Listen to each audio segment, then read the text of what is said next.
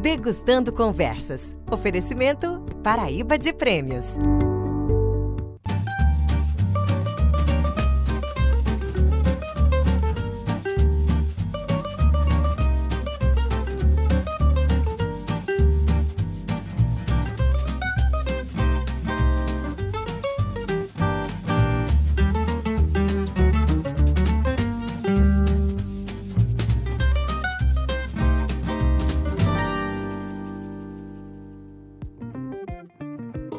Olá, bem-vindo a mais um Degustando Conversas. Hoje teremos a continuidade da entrevista com o artista plástico Ângelo Rafael e eu sou Túlio Maia e estou aqui para preparar para vocês uma deliciosa polenta acompanhada com guisadinho de porco. E para isso nós vamos precisar de meio litro de caldo de bacon, 100 gramas de fubá, uma colher de sopa de manteiga, sal a gosto, uma lata de creme de leite, 200 gramas de carnes suínas picadas em cubo, uma pitada de páprica picante, molho shoyu, uma cebola roxa picada, um pimentão verde picado, um dente de alho, tomate picada, 400 ml aproximadamente de vinho branco e azeite. Agora que nós já separamos os ingredientes, vamos cozinhar. Inicialmente nós vamos preparar uma marinada com a nossa carne de porco para depois a gente começar o processo da nossa polenta. Então vou pegar aqui um refratário, um recipiente, onde vamos colocar a nossa carne de porco. Tá aqui. Vamos colocar vinho branco.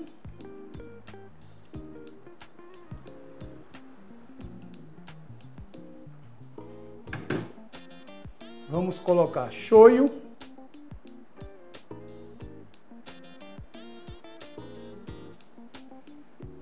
Então, já que a gente está colocando shoyu, também é bom a gente maneirar um pouco no sal, porque o shoyu já vem, é um tempero já salgado, né? Vamos colocar páprica picante, por isso que hoje eu não vou acrescentar a pimenta do reino, porque pode ficar muito apimentado. Vou pegar uma espátula para facilitar a soltura desse temperinho, porque como aqui no estúdio é muita umidade, então ele fica concentrado, né?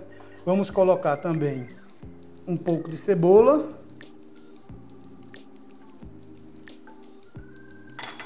Vamos misturar tudo.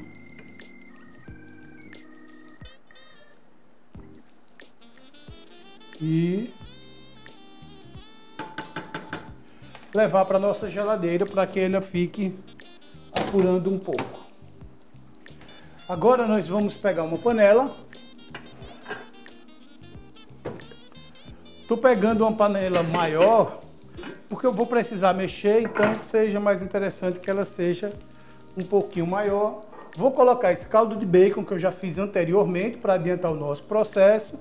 Pode ser também, inclusive, aquele que você já compra no supermercado e você diluir, mas aqui no caso eu fiz com o próprio bacon e alguns pedacinhos de porco. Agora que o nosso caldo está fervendo, nós vamos colocar a nossa farinha de milho lentamente e já vamos mexendo para que ela não empelote.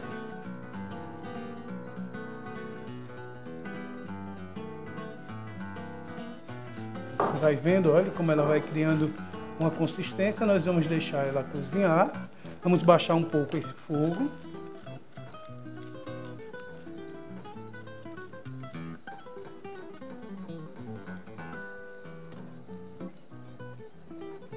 Baixamos o fogo, agora que ela já está chegando na nossa consistência, nós vamos colocar manteiga.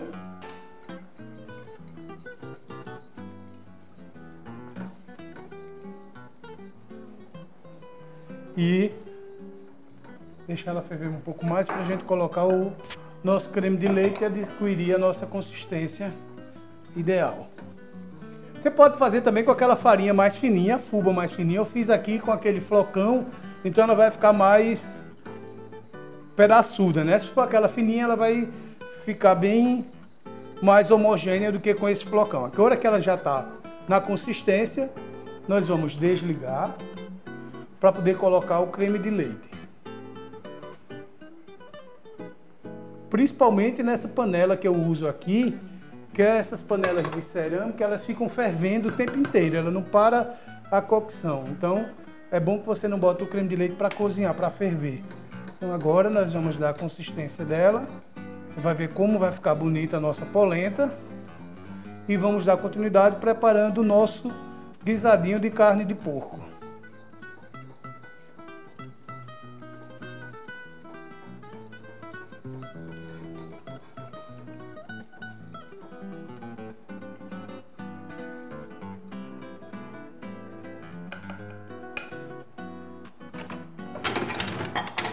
Vamos deixar reservada aqui a nossa polenta e vamos continuar com a preparação da nossa carne de porco.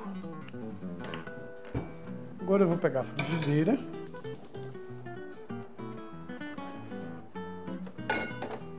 Tirar a nossa carne que já estava aqui de molho.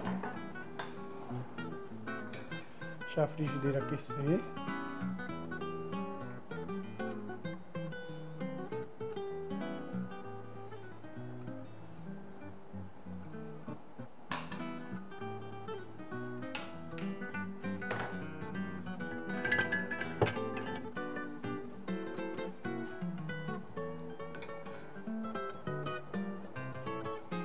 Colocar o nosso alho para dar uma refogada e aromatizar também o nosso azeite. E vamos colocando a carne aos poucos para que não fique acumulando água no nosso fundo da panela, que é exatamente para que aquela crostinha, que o fundo de panela dá um sabor muito saboroso, muito característico à nossa comida. Vamos pegar aqui a carne, colocando aos poucos.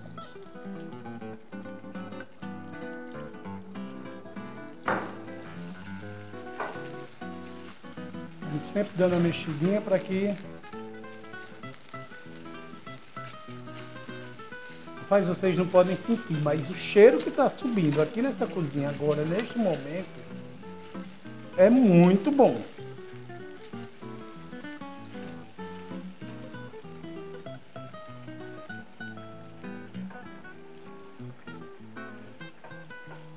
E hoje, diferentemente dos outros dias, o nosso prato não será degustado nem pelo convidado, nem pelo Fábio Maia. É mais uma sugestão de um prato para você se vir nessas noites frias do mês de junho. Chegam uns convidados surpresa na sua casa, então é uma coisa rápida e prática de se fazer e você vai ter um jantar delicioso para servir para os seus convidados. Vamos refogando aqui, sempre mexendo para que ela fique com o sabor todo agregado nela toda. Vamos colocando aos poucos e deixando a água sair para que não crie muita água aqui dentro. Vamos refogando, ainda tem mais carne aqui. Vamos colocar ela toda. Que aqui no caso tem um pessoal que está gravando aqui comigo, que eles vão... É quem vão comer, na verdade, isso aqui. Não sei nem se eles já almoçaram, mas eu acredito que não.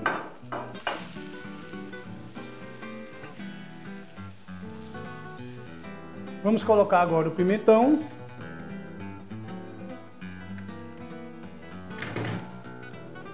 O tomate.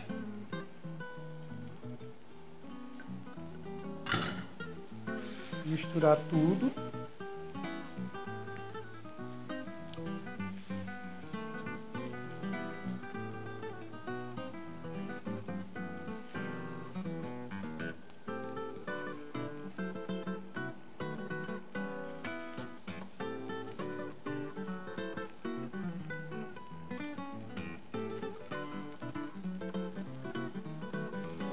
Colocar aquele caldo que a gente colocou na geladeira temperando a nossa carne e deixar isso aqui dar uma apurada e reduzir para que a gente tenha um molho mais consistente, mais cremoso.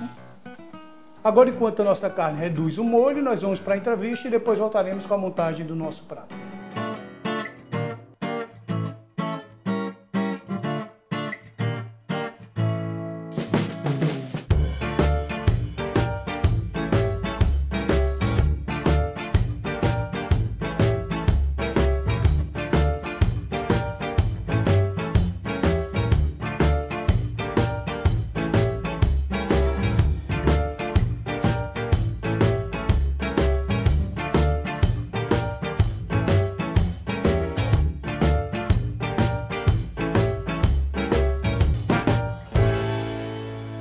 Primeiramente é um prazer e eu acho muito interessante essa iniciativa da gente colher informações que contem um pouco a história da nossa sociedade, da nossa cidade, né? Principalmente para registro, para as pessoas que veem as coisas acontecerem, mas também não sabem da origem, de onde veio. E Binharaã é um projeto recente, é um projeto da produtora da Casa Paisá. E eu fui convidado... Estamos aqui na Casa Paisá. Na Casa Paisá, na Casa Paisá. Quem não conhece aqui em Campina Grande... E eu acho que seria nós estamos conversando de trás para frente. Seria a minha última empreitada como artista plástico, mas como também um ator de várias vertentes da arte, que eu passo pela moda, passei pelo desenvolvimento de design de produtos. E Binharaã é uma corruptela de Espinharas, e é uma produção campinense do diretor Eric Brito, baseado no livro História Colonial da Paraíba, e também é um historiador que vai contar e vai romper um pouco com os estereótipos sobre a história da Paraíba que a gente conhece através dos livros. E eu fui convidado para ser o designer, o design costume, ou então o figurinista antigo dos filmes, né, para desenvolver todo o trabalho. E à medida que o tempo foi passando, foi havendo um conluio de vontades de essa turma maravilhosa de jovens, porque eu tenho 56 anos e eu tenho o dobro da idade deles, e de repente eu estava envolvido de forma que fui convidado para fazer a direção de arte, não por acaso, mas por conta do histórico. Como que você tem, né? O trabalho que você tem. É, isso Quando mesmo. a gente fala sobre isso, né? Que tem uma de suas obras, né? Que eu acho uma obra belíssima, né? Primeiro que tem muito a ver com a nossa religiosidade, com o sincretismo religioso, né? Mas fala um pouco sobre essa obra, que de certo modo é o início de tudo, né? Porque a gente termina vindo das nossas raízes familiares e dentro do Nordeste tem muito essa questão da força da religiosidade. Fala um pouco sobre essa obra. E tem a ver, não é por acaso que ela está presente na Casa Paisá, né? Mais na frente eu posso fazer esse link com você. Essa obra se chama Cruzeiro de Beira de Estrada. De antemão a gente pode observar os ex-votos, no caso as mãos. É um estudo, uma reflexão, uma visão poética dos cruzeiros de beira de estrada de nossa infância, aquela capelinha branca cheia de fitas, de flores, que a gente passava, né? Que marcam locais e que dá medo e que dá respeito. Então a gente tem as referências da Casa da Menina, do Juazeiro, disso, daquilo outro. Então aqui você encontra medalhas, você encontra o terço cristão, você encontra uma representação joias da própria parte do corpo. Tem muito em algumas igrejas, né? Assim, eu vi muito na Bahia, Juazeiro, como você dizia. Pronto. Assim, tem lá, você se recuperou disso, então você deixa... Nas igrejas europeias você vê uma coisa mais elaborada, com corações não de madeira nem de parafina, mas de prata, né? A nossa prata, né? E aqui essas flores são bordados das bordadeiras e das artesãs de Campina Grande para representar aquelas flores que são plantadas nos cruzeiros, que são pontos de romaria. Faz parte de um projeto pessoal que está em andamento. Essa obra tem quanto tempo?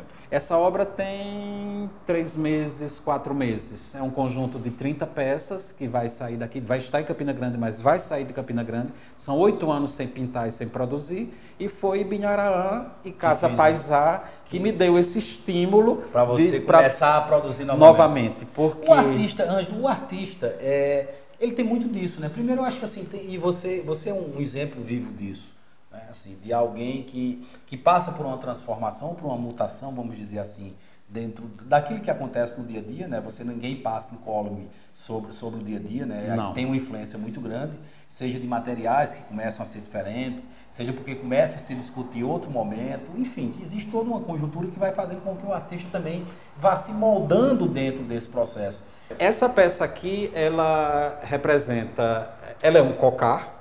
Eu tive que fazer uma pesquisa muito grande, porque o filme, a série, que é bastante, eu não diria pretensiosa, ela já nasce grande, e eu acho que ela vai muito longe, eu tenho certeza, porque ela vai ser feita, filmada aqui em Campina Grande, então ela tem toda uma quebra de paradigmas em cima dos cariris, dos potiguaras, dos butrins, dos tarairus, dos tabajaras, e tudo mais. Eu fui fazer uma pesquisa iconográfica para... Você fala uma coisa que é importante do resgate e disso, né? Eu, pelo menos assim, acho que você também, na minha juventude, quando a gente viu um monumento ali na entrada de Campina Grande, tinha na cabeça de todo mundo que era só os tropeiros. Depois é que as pessoas começaram a perceber que não eram só os tropeiros, ali eram os pioneiros, porque tem os índios, tal. Mas durante muito tempo ficava aquela coisa meio estigmatizada, que é isso. E a gente tem uma rua aqui, né, que é uma rua que é uma das maiores, uma rua que faz uma ligação muito grande com Campina Grande, icônica, a Índios Cariris, e as pessoas parecem que nunca, às vezes, nem se percebe de que aqui teve uma formação indígena, né? Justamente como a Índios Piragibe, Índios lá Piragibe, na Conceição. Bem lembrado. Então, quando eu comecei, assim, esses profissionais da Casa Paisá, eles me reabriram o mundo. Eu tenho um prazer muito grande de dizer isso, porque houve um hiato e eles me trouxeram e me preencheram. Então, quando eu me vi, eles me deram liberdade total, porque a ambientação é 1687. Então, a gente imagina as figuras de Debré, a missão francesa, tudo muito, aquela coisa de muitas penas coloridas. Mas nós estamos vivendo num mundo onde o meio ambiente é uma coisa que deve ser levada a sério. E eu, na liberdade poética, eu decidi e propus para ele, eu não vou usar uma pluma de ave para fazer os cocais. Vamos partir de algumas gravuras de Debré, da época da missão francesa. Então aqui a gente tem um pouco de palitos de coqueiro. Nós temos isso aqui, ele quando coloca-se na cabeça, ele arma num leque. É um ritual com sementes de plantas, no caso não são nativas, mas são açaí. Né? Essa peça ela foi inspirada na música O Índio, de Caetano Veloso, que fala do ponto equidistante entre o Atlântico e Pacífico, descerá o índio, com toda a sua magnificência. Né? Aqui nesses pontos eu consegui colocar uma coisa minha mística, que são as Pleiades. Isso aqui foi feito com terra e pó de café, você pode tocar, não tem nenhum problema. Tá? Que é justamente para dizer de onde a gente vem e para onde a gente vai. E eu queria fazer um figurino, mas não um figurino que eu desenhasse, mandasse uma costureira fazer com todo carinho. Não, eu queria produzir algo plástico para acompanhar a série e daqui eu possa tirar todo o segmento que a gente vai vestir os índios. Porque nessa época o algodão já era plantado, fiado, tocido e tecido. Porque alguns cariris civilizados, não diria civilizados, porque civilizados são eles, para mim, minha opinião própria. Há uma inversão de valores. E não domesticados, eles já usavam as calças feitas de algodão fiado na roca e tecido. Já tinha toda uma técnica. Já. Então, aqui eu tenho duas janelas atemporais, que são tempos que a gente fala tanto em novos olhares para novos mundos, novas dimensões e tudo mais. E que é um tema, assim, a questão da astrologia sempre foi, é muito cativante para a humanidade, porque, de certo modo, é algo distante e que ao mesmo tempo está sobre a sua cabeça, justamente, querendo ou não, e ao mesmo tempo é algo que, assim, você sempre fica naquele sentimento de que existe realmente algo lá fora. E outra coisa, nós somos imigrantes. Eu, você e toda a Casa Paisá. Nós chegamos aqui, tinha alguém aqui. E esse alguém, eles tinham cultos, eles tinham deidades. Que a gente absorveu também. Que a gente absorveu. Só que eu não posso negar Jaci, Guaraci, nem as pagelanças, nem os princípios ativos das plantas que faz a nossa medicação hoje. Na prática, se você perceber, pegaram o composto químico, transformaram, levaram, fizeram medicamento da capa. É isso que acaba. E que é uma redescoberta. Então, essa outra obra aí. Essa aqui é também um cocá. Essa faixa vermelha lembra... inspirado não, lembra e fala, é o urucum, que era uma das principais plantas, que é um grito de guerra, né? Segundo a tradição, a gente não sabe muito, né? A faixa preta também seria o grito de guerra no olhar. E esse cocá é um cocá ritual de guerra também, porque nem todo dia os índios não andavam paramentados assim. Imagina, tudo isso na caça, na mata, no rio, não era livre de tudo. Então aqui eu tenho quase tudo que natural. Couro, né? O couro curtido ao tanino vegetal do angico, que a gente pode ver na Ribeira de Cabaceiras, com toda a história da Artesa, que eu participei também junto com o Senai, junto com Carlinhos, todo outro trabalho que tem lá depois da cultura do alho. Então, aqui não tem nada que polua o meio ambiente, se pode tocar, se pode. E as cores que se utilizava, que era, aqui tem o bambu, né? E a pintura corporal que eu roubei de algum rito de iniciação, de alguma coisa desse tipo, formando essa composição. E é desta peça que vai sair os outros cocares mais simples, mais para o filme, para a série, de uma forma que vai utilizar essa paleta de cor. Na verdade, essas duas obras seria basicamente assim, a imersão que vai ser feita para o filme, figurino. Justamente. Vamos falar aqui nessa outra, que é bem significativa, a questão da flecha. Essa é uma das minhas preferidas. Ela é, a ideia, o conceito do sangue mesmo, tá? Poderosa, ela é forte. Alguém disse, a bandeira da Paraíba, eu ri, eu digo que seja, cada um tem sua interpretação. Mas essa flecha, ela foi produzida para o filme, ela é a original do teaser de publicização do filme. E o preto é justamente essa questão da ausência... O teaser é quanto tempo do filme? Pouco tempo, né? O teaser dá 30 segundos. 30 segundos. Eu acho que era bom a gente exibir o teaser isso do programa. mesmo, Quem né? está aí acompanhando, o Milson, eu me dei... mostrar o teaser, porque eu acho que era bacana fazer a referência. E na minha... Eu não diria da altura da minha experiência, não. Na minha experiência e na minha liberdade, eu cortei a tela, eu travei o corte e essa cascata de sangue é a cascata de sangue dos nossos ancestrais, que está acontecendo até hoje. Eu não vou entrar em méritos de desmatamento. É porque assim, e hoje em dia, né, a gente está numa sociedade, enfim, tá numa cultura tão grande do ódio. Do milindre. Do ódio, do milindre. É melindroso falar. Que tudo não pode. E assim, a cultura do ódio, porque eu acho que isso é uma coisa... Mas é o sangue dos seus avós. Que você não pode negar, não tem como. É o sangue dos seus avós, é o sangue dos nossos antepassados, é a memória dos nossos índios.